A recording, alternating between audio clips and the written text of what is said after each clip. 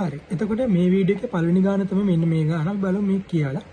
මේ කියනවා රූපයේ දැක්කෙන සෑම ප්‍රතිරෝධයකම අගය 4යි යොමුන අතර සෑම බැටරි එකම විශාලත්වය වීගාව බලය 8 වෝල්ට් වේ. බැටරි වල අභ්‍යන්තර ප්‍රතිරෝධ නොසකා හැර R ප්‍රතිරෝධය තුල ධාරාව වන්නේ.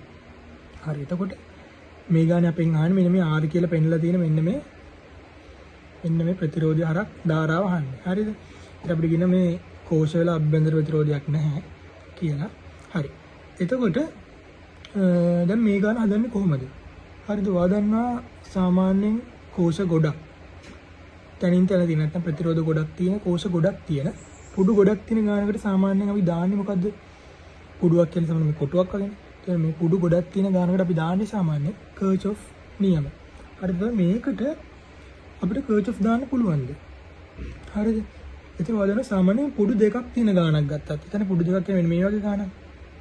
මෙන්න මේ වගේ ගානක් ගත්තත් කර්චොෆ් දැම්මොත් එහෙම අපිට සෑහෙන වෙලාවක් යනවා සමගාමී සමීකරණ හදාගෙන විසඳන්න. මේකට එහෙනම් කොච්චරලා යයිද? හරිද? ඒතර මේ ගාන කර්චොෆ් දාලා හදන ගානක් නෙවෙයි කියන එක ඔයාලට තේරෙන්න ඕනේ. මේ කොච්චර අමාරුද කර්චොෆ් දැම්මොත් එහෙම. අනික මේක විනාඩි 2 MCQ එකක්. හරිද? ඒතර විනාඩි 2 MCQ එකක් කර්චොෆ් දාලා හදන්න දෙයිද? නෑනේ. ඒකට ඒ නිසා කර්චොෆ් දාන්න බෑ කියන එක ඔළුවේ තියාගන්න. හරිද? ඒතර මේකට වෙන ට්‍රික් එකක් තියෙන්න බෑ නේද? නිකන් දෙන්නේ නෑනේ මේ වගේ ගාන විනාඩි 2ක හදන්න. හරිද? ඒතර වෙන ට්‍රික් එකක් තියෙනවා. ඒතර ඒක මොකක්ද කියන තමයි ඔයගොල්ලෝ හිතන්න ඕනේ. ඔයගොල්ලෝ හැමතිස්සෙම MCQ කරද්දි විභාගයට සෙට් වෙද්දි අනිවාර්යෙන් අන්න එක තමයි හිතන්න ඕනේ. මේ MCQ වල විනාඩි 2කට මේක හදන්න දුන්නේ එහෙනම් මේකේ මොකද්ද ට්‍රික් එක? නැතුව මේ ඔයා හදන ක්‍රමයටම හැම ගානම හදාගෙන නෙමෙයි. හරිද? වෙන ට්‍රික්ස් තියෙනවා. රයිට්. එහෙනම් මේක අපෙන් අහන්නේ මෙන්න මේ කැපිටල් R හරහා කරන්ට් එක. එතකොට කරන්ට් එක නැත්නම් මේ ධාරාව හොයන්න අපිට මොකක්ද ඕනේ ප්‍රතිරෝධයක් කරා? විභවාන්තරය දැනගත්තා නම් ධාරාව හොයන්න පුළුවන් V1IR දාලා. එහෙනම් මේ ගානේදී ඔයා try කරන්න ඕනේ මේ කර්චොෆ් මොකුත් දාන්න නෙමෙයි. මුලින් විභවාන්තරය හොයාගන්න. රයිට්.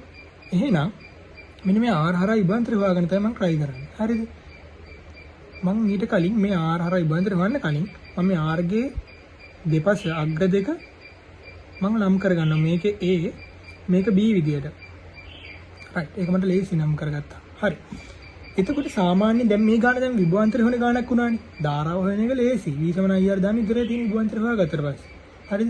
දැන් මේක විභවාන්තරය හොයන ගානක්. එහෙනම් මේ වගේ කිසියම් ලක්ෂ දෙකක් අතර විභවාන්තරය හොයන ගානකදී හරිද?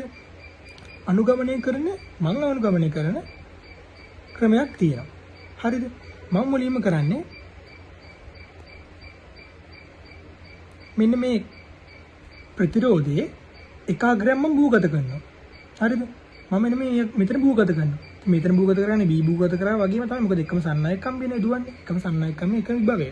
ඒකට මෙන්න මේ සන්නායක කම්බිය තනිකර මේකත් මේවත් එකම තමයි. හරිද? ඒ නිසා මම B ලක්ෂ්‍ය භූගත කරන්නේ මෙන්න මෙතනින්. ඔයා අතනින් ඕන භූගත කරන්න හිම ප්‍රශ්න නැහැ.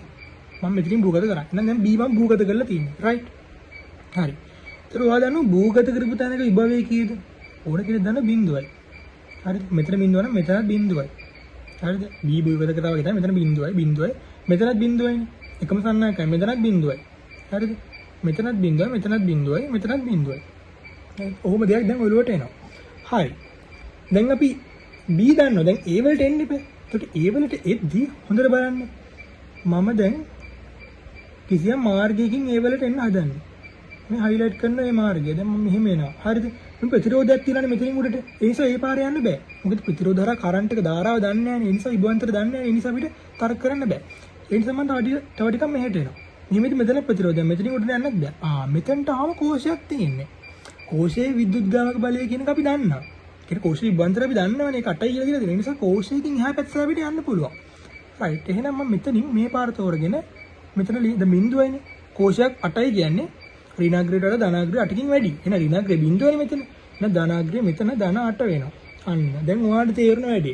ඒකට මේකෙත් අපි අනුගමනය කරන්න ඕනේ ප්‍රතිරෝධ නැති කෝෂ විතරක් තියෙන මාර්ගයකින් වටයක් ගහලා ඒ අග්‍රයට යන්න. රයිට්. ඉතින් මම ආයි ඔහොම එද්දි මම වම් පැත්තට යන්න බෑ මේ පැත්තට එනවා. මෙතනින් ආවට පස්සේ මෙන්න ආයි කෝෂයක් සෙට් කරනවා. නයිස්. දැන් මෙතන ධන 8යි කියන මෙතනත් ධන 8යි. මෙතනත් ඍණාග්‍රය දැන් ධනාග්‍රයට එන්නේ 8ක් වැඩි වෙනවා. මෙතන ධන 16ක් වෙනවා. රයිට්. ආයෙමත් මට මෙතනින් දකුණු පැත්තට ගියොත් නම් අනාගතයක් නෑ. වම් පැත්තට යනවා. හරිද? වම් පැත්තට ගියාම මෙන්න ආයෙ කෝෂයක් සෙට් වුණා. රයිට්. ඉතින් ওই කෝෂෙත් තියෙන්නේ අර විදිහටමයි ඍණාග්‍රය ධනාග්‍රයට යන්නේ 8ක් නිසා. ඉතින් ධන 8ක් වැඩි වෙනවා. ඒත් මෙතන ධන 16 දැන්ට තියෙන්නේ. හරිද? sorry. මෙතන තියෙන ධන 16 8ක් වැඩි වෙනවා. ධන 24 වුණා.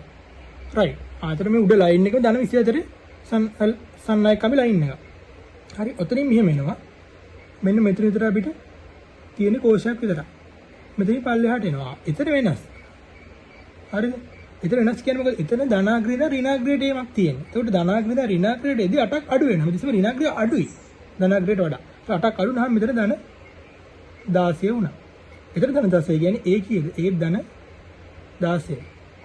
ඔන්න අපි එහෙනම් B බිඳුව කරා A ධන 16 වුණා. එහෙනම් විභවාන්තරය කීයද? A වල විභවය අපිට ධන 16ක් හයන විභවාන්තරය කීයද? ওই දෙක වෙනසනේ 16යි. එහෙනම් V7 IR පාරක් දානවා අපි. මොකද්ද? ප්‍රතිරෝධයට විභවාන්තරය 16යි, කරන්ට් එක I, ප්‍රතිරෝධය 4යි හැම එකම යාත් 4යි. එහෙනම් I කීයද? 4යි ඇම්පියර්. ඒතර උත්තරේ ඇවිල්ලා 2. හරි. ඒතර මේක ඇවිල්ලා අතවගොත් එහෙම අර ඇඩ්වාන්ස් කරලා. හැබැයි දන්න කෙනාට මේක පට කරලා හදන්න පුළුවන්. නෑ නොදන්න කෙනාට මේක ජීවිතේට හදන්න බෑ වගේ තමයි.